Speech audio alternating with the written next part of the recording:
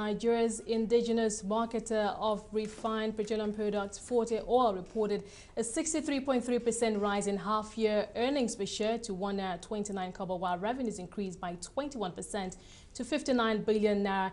To discuss the numbers and the company's plans going forward is Julius Omodayo Wotuga, his Group Chief Financial Officer at Forte Oil. Thank you so much for joining us. Thanks, let's talk about the numbers. I'm looking at good numbers here. Revenue up 20.6%, profit before tax up 57%, PAT up 62%. I mean, coming from where Forte Oil is coming from, you've obviously returned to, you're on the path of recovery. Now, talk us through the numbers. Where were your areas of growth? Was it a significant improvement in sales? Okay, thank you very much, Esther. Our performance in the last 6 months is a fallout of our transformation agenda. And three main aspects of our transformation agenda that has impacted these numbers include: one, the reengineering of our people, systems, controls, processes, and our strategies. Secondly, we've also expanded our retail outlets. We are aggressive in the expansion of our retail outlets into strategic areas. This grew our numbers in terms of retail numbers. For commercial numbers, we were able to also expand our commercial customer base, and at the same time, we also did a lot in cost reduction.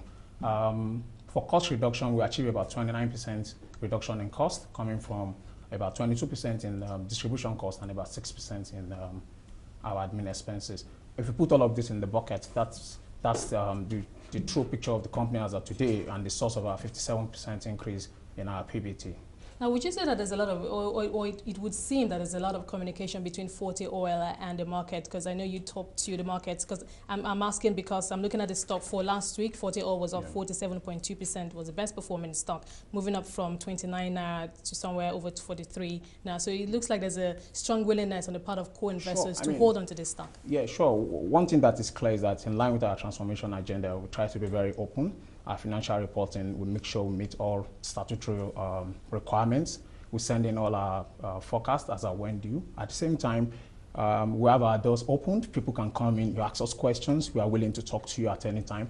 And I think our people are aware of these numbers, in addition to the fact that we audited our numbers. Our H1 numbers are audited, and which is rare, is the first in the industry. I mean, for us, it's a new dawn at Forte, and we're excited about it. We want people to also know what we're doing with this.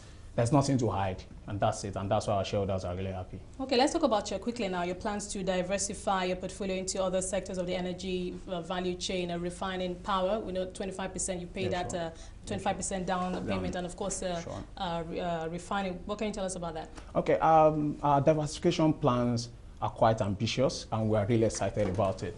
We are looking at diversification from two perspectives. We plan to diversify across the energy chain because we want to be the #1 energy provider in Nigeria and then Africa by extension. But at the same time, we're also looking at diversification geographically. We have our presence in Ghana right now, and we're also looking to diversify to other countries within the West Coast. In terms of immediate diversification, which is along the energy chain, what we're looking at is to start with our power. We've started already, like you mentioned. We won the Geregu power plant. We won the bid for it, and we've paid for it. We'll be paying the balance of 75% next couple of days. That's not a problem for Forte Oil. That's not a problem, for sure. We would be consolidating these numbers, and what that means to shareholders is that we're having higher margins. Our margins are at about 10% today. We're expecting that the margins move to about 15%, and what that means is that our shareholders are in for a good deal. In terms of geographical diversification, that would happen in the medium to long term, where we would be moving along the West Coast. And then in the long term, it will be diversification into the upstream, where we'll be talking about buying some upstream assets and then the midstream refining of petroleum products.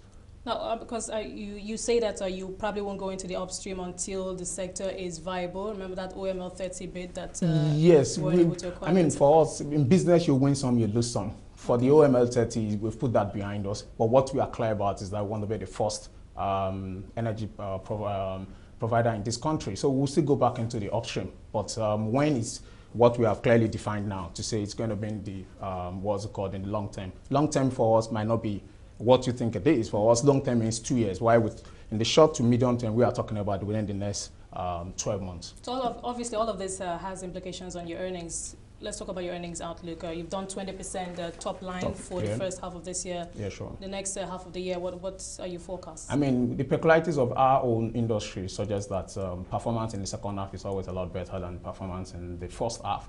Our expectation is that at a minimum, in terms of profit after tax, we should be looking at a base case of 3 billion at year end. Full year. Full year. 3 yeah, billion. Actually, Okay. we should expect a base case of 3 billion, but we think we'll do more than that. I mean, our audited financials for H1 show a profit after tax of 1.4 billion, and since we know that second half will be a lot better, we do not think 3 billion will be a challenge for us. And the fact that our power business will be coming on board within the next few days, which is sometime in August, we also expect our margins to move up.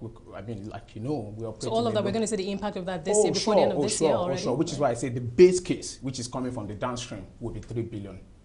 So I imagine investors or rather shareholders must be very excited about that. So what kind of numbers are we going to be looking at going forward? Going forward, I think it's a business that will be in the short to medium term, like I mentioned earlier, before we go into the upstream. At a minimum, it will be about 6 to 10 billion on an annual basis. But for this year, I would say the base case is 3 billion, but I'm sure we can do a lot better than that. So, but what would you be focusing on? You've mentioned the power, refining, upstream, but what would be your core focus, as it were? What area would you? Our focus actually very, very clear. What we've done is to put them into various buckets. Okay. We have the short term to medium term, which is the power, while the long term, the medium term to long term is where we'll have the upstream. Okay, what areas were you expecting the strongest growth in terms of earnings? So, for now, I'll say power. We expect in our diversification. There's still a bit of volatility in that area. We know, yes, we know the federal government is doing a lot, and you know we've seen all the GENCOs and the DISCOs in a common stream, but you know we still hear concerns here and there about going forward the sector. Businesses will always have concerns. For us, we think the power business will bring a lot to the table, and we're excited about the opportunity. Obviously, it's a risk. You don't think you're taking too much of a risk given the uncertain nature going forward? Like I mentioned earlier, we're starting from ensuring that our core business remains very strong, which is what you have seen in the half-year results. I mean, last year we released about 855 million. This year it's audited and it's 1.4 billion. What that tells you is that we are paying a lot of attention to the downstream business itself. As long as our core, we have a full grasp of our core, we do not think taking risk is a problem. But as much as possible, we make sure we take calculated risks, but we think the power business would turn out well. Okay, let's talk about your dividend outlook. I imagine investors want to know a thing or two about that going forward. What can investors expect? Oh, sure. In line with our transformation agenda, we plan to pay a robust dividend at the end of this financial year. In the transformation agenda itself, we have specific milestones that we have put in place. We are meeting these milestones, and clearly we are surpassing them, and we are meeting them earlier than envisaged. This will go into our dividend decisions, and at the same time, we'll make sure we strike a balance between our shareholders' dividend expectation and our internal growth requirements.